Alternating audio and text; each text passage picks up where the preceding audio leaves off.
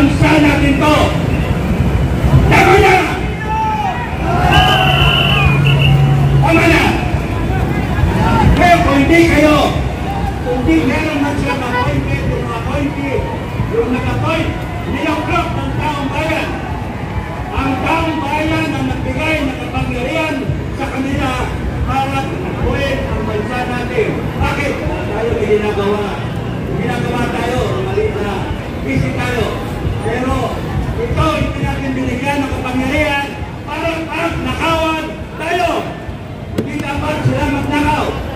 Kaya pagka tayo, inaati, we have the authority, we have the power na kunin yung kapangyarihan na yun. Hindi dapat tayo umayat na tayo ay pastusin, mapuyin, tindangin, kaituin ng mga walang yanto. Lahat kayo mga Pilipino, kahit saan kayo, kayo ay nasa kampo ng Marcos, kayo ay nasa kampo ng gobyerno, kayo nasa kampo ng oposisyon, ng Duterte.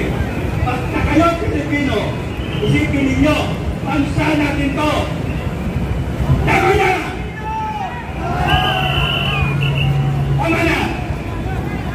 Kaya kung hindi tayo paglalaban, hindi natin paglalaban ng bansa natin, hindi natin paglalaban ng katwiran, hindi natin paglalaban ang laban ng katwiran, at hindi natin paglalaban ang kinabukasan ng bansa nato, ang bawat Pilipino, yung bansa nila ng Pilipino.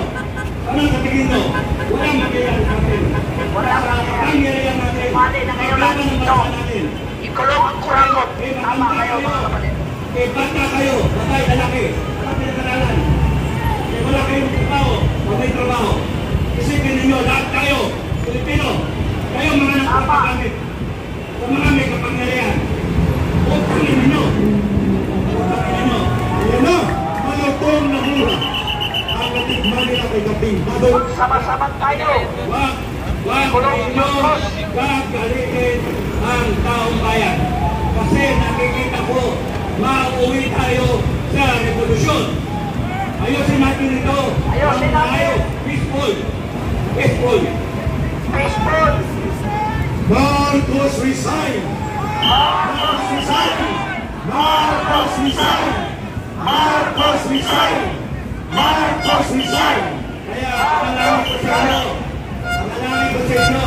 Hanggat magagamit natin ang hinahon. Kung hinahon tayo, kontrolin natin ang galit natin.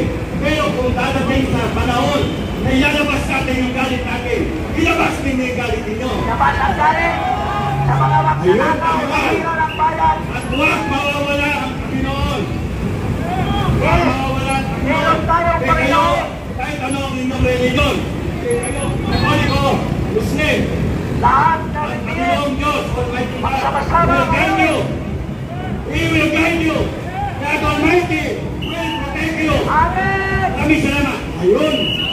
Kaya nga, salamat mga kapatid. Maraming salamat kay Captain Dado Enrique, isa sa mga retiradong opisyal ng Armed Forces of the Philippines na nakikisa sa araw na ito. Mga kababayan, ang ating panawagan ay malinaw po.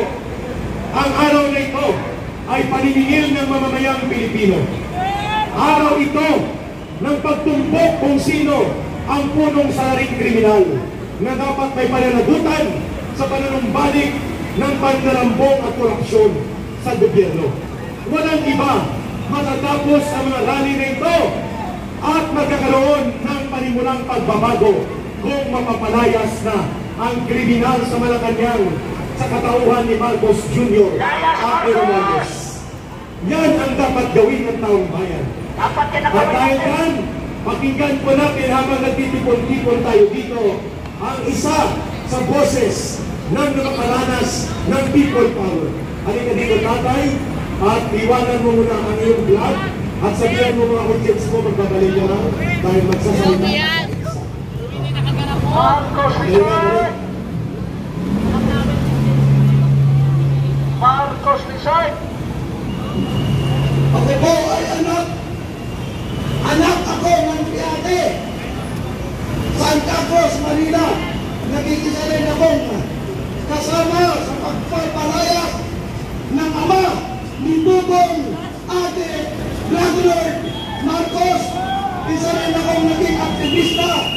panahon ng pamumuno ng senior na isang diktador na si Ferdinand Marcos Senior.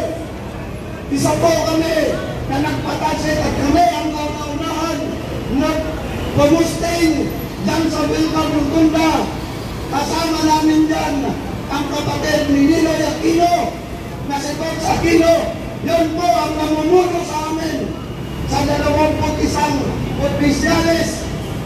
Kami po ang nagpakalat ng mga realista magmula sa Quiapo, Wilcam Rotunda, Cubao, hanggang dito sa Itza.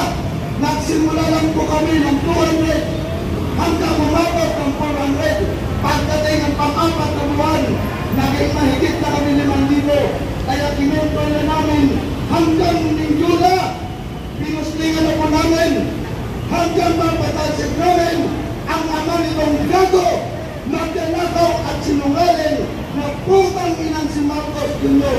na nalililang adik at pinuno ng magdanakaw.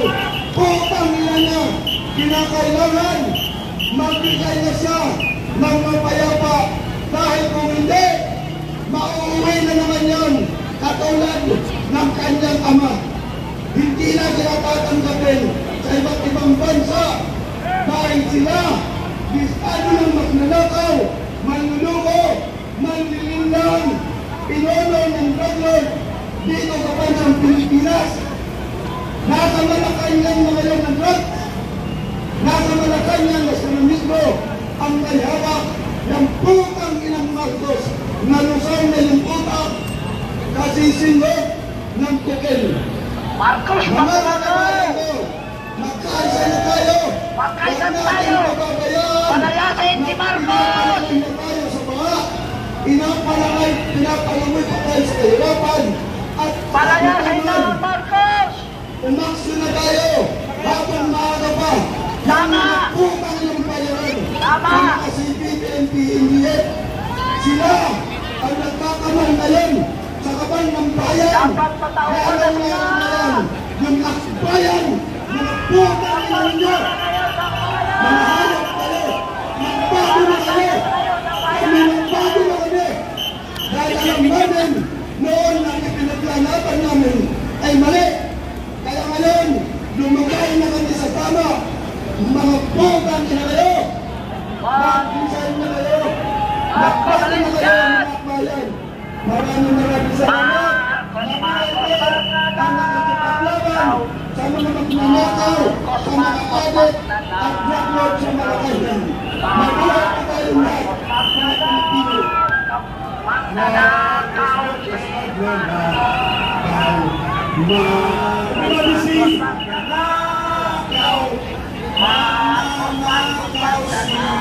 Everybody sing please. Marcos magnanakaw. Marcos magnanakaw.